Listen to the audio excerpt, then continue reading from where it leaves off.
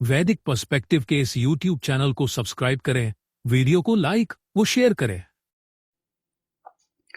ओम त्रिचित नः अद्या भवतम नवेदसा विभुः वायाम उत अरातिः अश्विना युवोः यंत्रम हिमयेव वाशसु अभ्यायमसेना भवतम मनीषिभिः। त्रिसप्त ही हमारा, आज ही हो तुम दोनों नवेदस, व्यापक हम तुम दोनों का परिचालन करते हैं और आय पंचमास।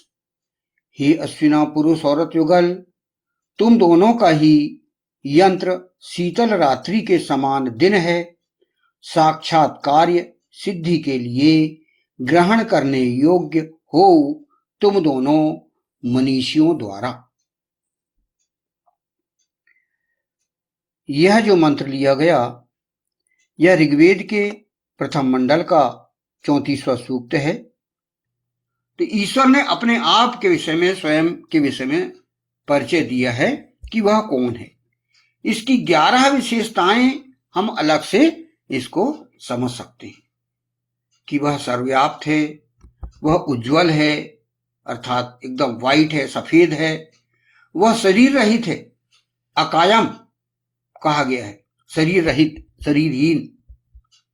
फिर उसे घावहीन रहता है वो, क्योंकि जब शरीर ही नहीं तो घावहीन, घाव उसको होता ही नहीं, लगता ही नहीं। स्नायुहीन अर्थात स्नायु कुछ, जब शरीर नहीं है तो स्नायु भी नहीं है। शुद्ध है वो, एकदम प्योर है वो। फिर पाप जिसे वेद नहीं सकता, वह जो है वह पूर्णतः पुण्य के रूप में है, पुण्य आत्मा है वो। फिर वह जो है कवि है, कवि अर्थात जो है क्रिएशन करने वाला। मनीषी है वो, मननशील है, मनन करने वाला और कराने वाला, और सर्वत्र उपस्थित रहने वाला।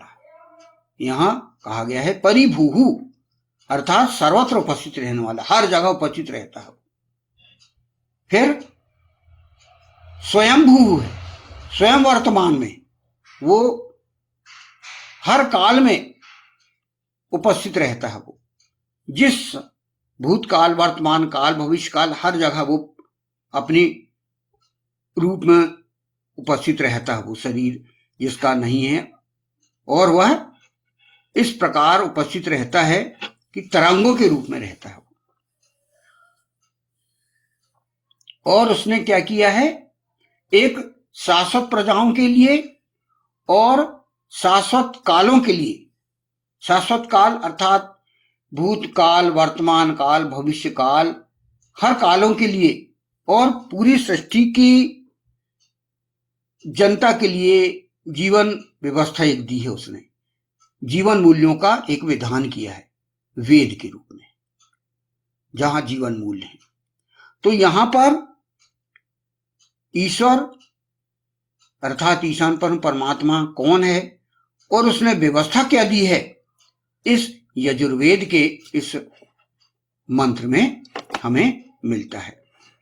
तो हम वही त्रिसप्त के बारे में हम ज्ञात कर रहे हैं कि जो रत्न हैं, जो त्रिसप्त हैं, जो आधार स्तंभ हैं, पहला ईश्वर है और वह केवल एक है, जो कि हमने इस वेद के रूप में पढ़ा।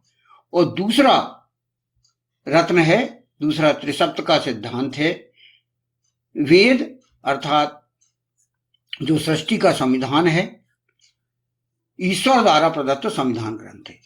यह जो वेद जो दिया गया है वो ईश्वर के द्वारा दिया गया है, जैसे कि हमने इस मंत्र में समझा।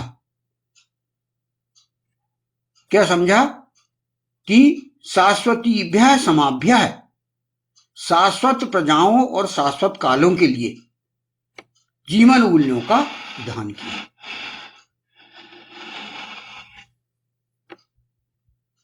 याथा तथ्यतः अर्थान व्यध्यात शाश्वतीभ्यः समाभ्यः। तथ्यों के अनुसार शाश्वत प्रजाओं, शाश्वत कालों के लिए अर्थों या जीवन मूल्यों का विधान करता है। तो यहां पर हमको इसमें दोनों सिद्धांत हमको मिल जाते हैं कि ईश्वर ने जो व्यवस्था दी है मनुष्यों के लिए वह यहां पर हम ज्ञात हमें कर सकते हैं। तो ये हो गए 3 आधार स्तंभ में से 2। पहला ईश्वर होता है और उसका अस्तित्व होता है, वह केवल एक है। और दूसरा है वेद, उस ईश्वर का, ईशान परम परमात्मा का शाश्वत रूप से संविधान ग्रंथ है।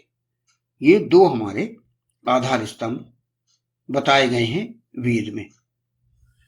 अब तीसरा है दिव्यजन्म होता है और स्वर्ग नरक के रूप में मानव के अच्छे बुरे कर्मों का प्रतिफल मिलता है। यानी हमारे कर्मों का प्रतिफल हमें मिलता है, चाहे हमारे कोई भी कर्म हो, चाहे अच्छे कर्म हो चाहे बुरे कर्म हो। और क्योंकि व्यक्ति अब जो है तृतीय जो सिद्धांत है अपने कर्मों, तीसरा जो है अपने कर्मों के आधार पर व्यक्ति को स्वर्ग और नरक मिलता है।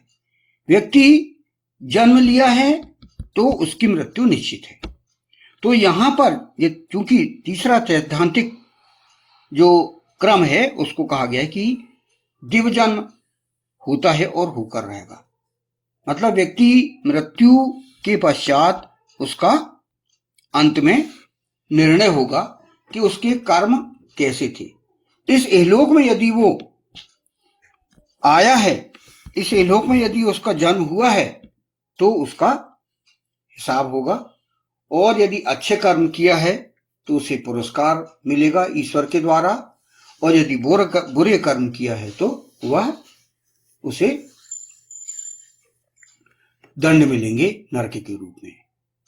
तो यहां पर व्यक्ति यदि अपना जीवन प्रमुख रूप से अच्छे कर्मों के माध्यम से जिए तो वह सुखपूर्वक जीवन जिएगा।